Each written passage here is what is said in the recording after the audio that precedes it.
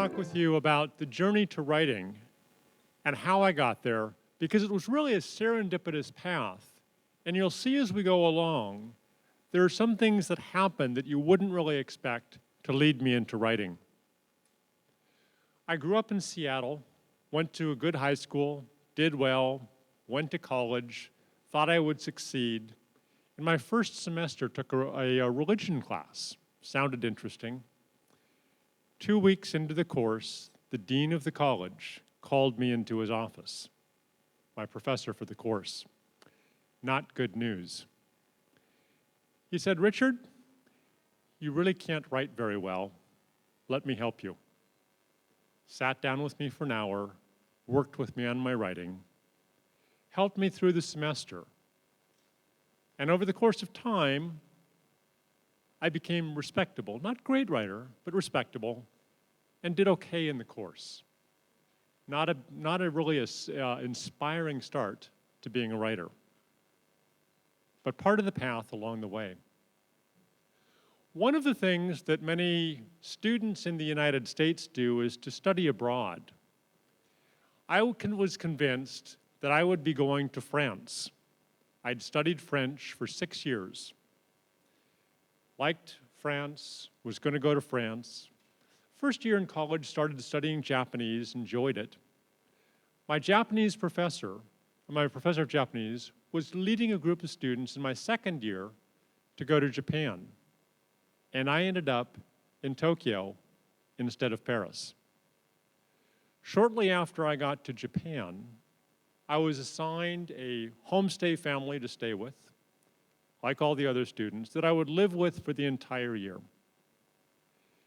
That family was rather strict. They had a curfew of 9 p.m. every day. I lived about an hour outside of the center of Tokyo, which meant any time I was doing things, I needed to leave by 8 p.m. For a university student, this was not a good thing. So about a month after I moved in, the calligraphy club that I had joined had a party. How radical can that be? I decided to stay out a little longer. I got back home at 9:30. The door was locked. I knocked on the door. No answer. I knocked a few more times. No answer. I ended up spending the night in a park in Tokyo on the bench, trying to sleep. Went back in the morning and was kicked out of the house. I moved in with my professor, stayed with him for a week, while the university scrambled to find me a new place to stay. I ended up staying with a family who had 2 children in university, and they said, "Whatever time you get in, lock the door." I had a great time. I'm still in touch with the family. 2 weeks ago, I talked to the mother and the family. They're still friends. They're the ones that made Tokyo and Asia a part of my life, and I decided I really wanted to work in Asia. So what looked like a total disaster ended up changing my life, and I've spent all but 2 years of my entire career working in Asia. I went back to university as an international relations major, also studying Japanese. In my final year of university, I took an expository writing course. One of our assignments was describe how to do something. Having been in Japan, I decided to describe how to construct an origami crane. It's difficult. I wrote, tested it on friends, revised it, wrote again, revised it. Finally, after inordinate amounts of time, got it right. I typed the final version. I handed it in to my professor, expecting commendation. And a week later, I got a note back, failure. I looked through it and thought, what happened? I had left out one sentence, and he couldn't make the crane. I learned, always proofread. After I graduated, I worked a couple years in California, worked in Asia a bit, went back and got an MBA, and ended up in Tokyo, working for a large multinational bank, doing well. A friend of mine worked for Warner Brothers, the movie company. Every month, he invited a group of his friends, including me, to watch a first-run movie at Warner Brothers' private studio in the center of Tokyo. What more could you do on a Saturday afternoon? And I was sitting there waiting for a movie to start, started talking to the person next to me, and he turned out to be a headhunter. Search firm, finding people for jobs. We had a nice conversation, watched the movie, walked away. 2 weeks later, I got a phone call. I was a banker, and he said, Richard, there's a small company, a subscription agency. Would you like the job? 110-year-old company, US-based, very stable. I found out what a subscription agency was and started work at the company. 6 months later, we looked at the price of being in Tokyo and said, this is expensive.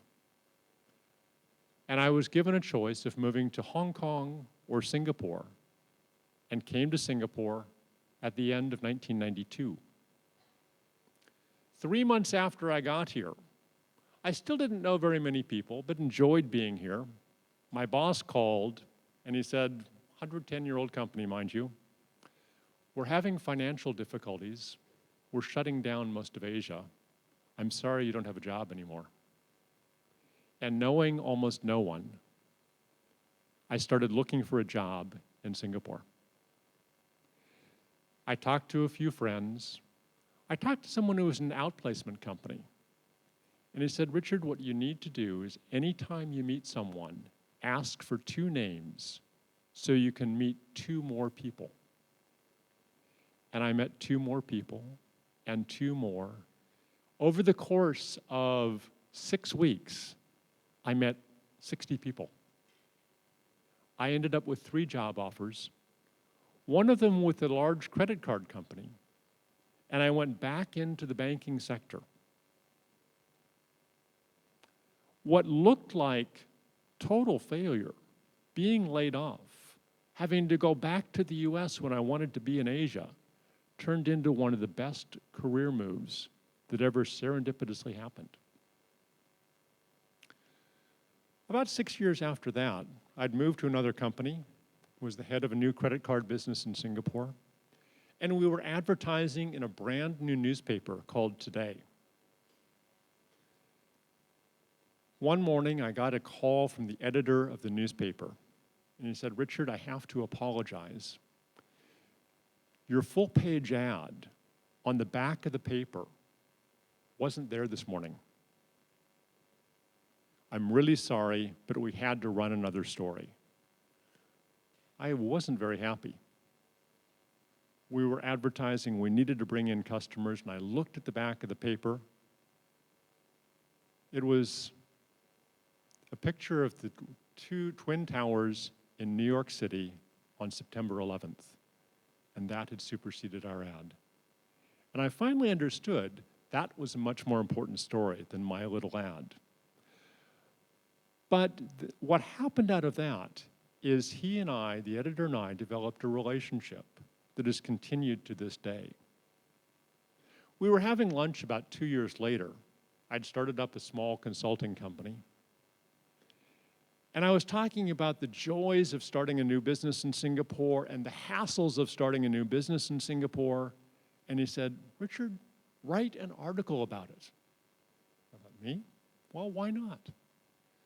For the first time ever, I had an article in a newspaper, something I hadn't expected at all.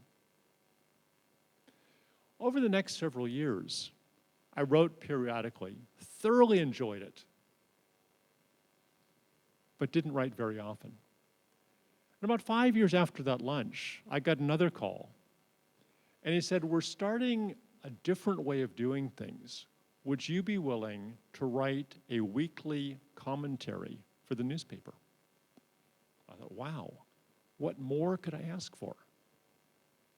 So serendipitously started becoming a regular writer. I thought, I enjoy this. So I started looking for more ways to do writing. I listed on a freelancer site in the UK. Spend £50, no harm, probably won't come to anything. 3 months later, I got a call from a financial publication saying, will you be our Asia Bureau Chief? Sounds pretty good. 6 months after that, I got a call from a publication that only focuses on water, saying, will you be our correspondent in Singapore? They only write about water. A friend introduced me to a foundation here.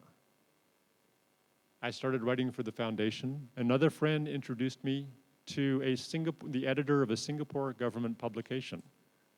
I never expected to write for a Singapore government publication. But over time, I've been able to develop a business as a writer that I never expected to get into through a serendipitous path that has led me into a career in writing. And I look at sort of 3 lessons that come out of this.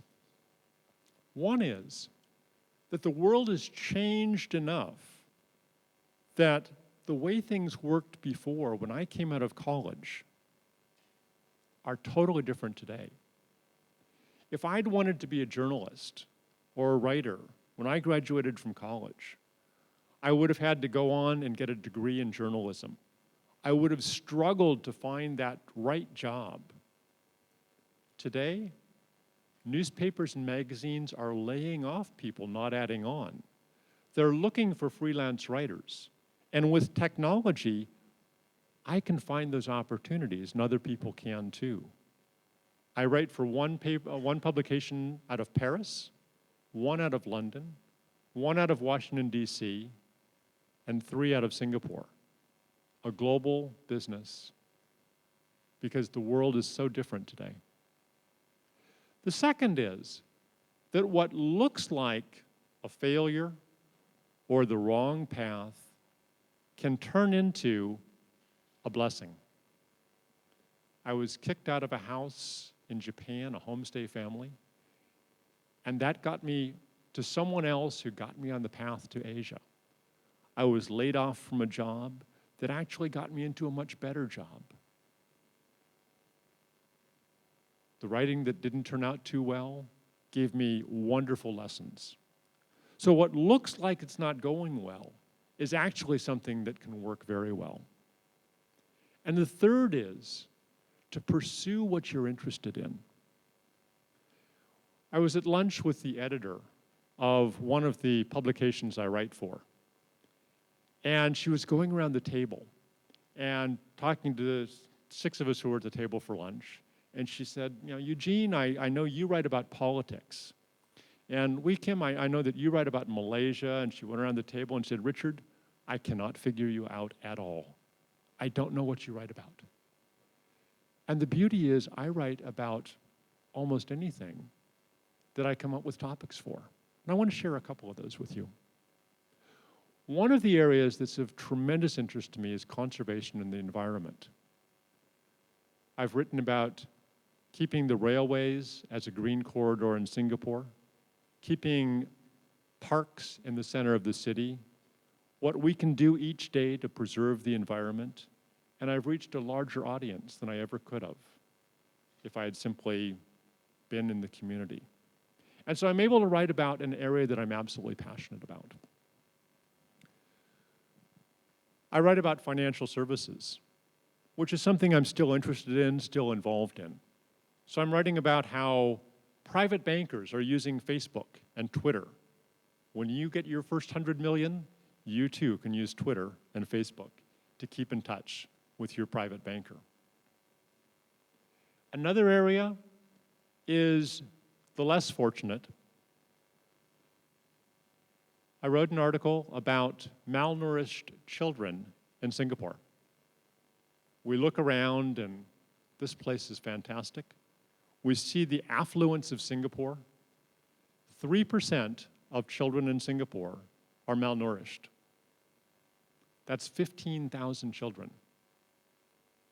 Many of them go to school without breakfast. Many of them have difficulties learning.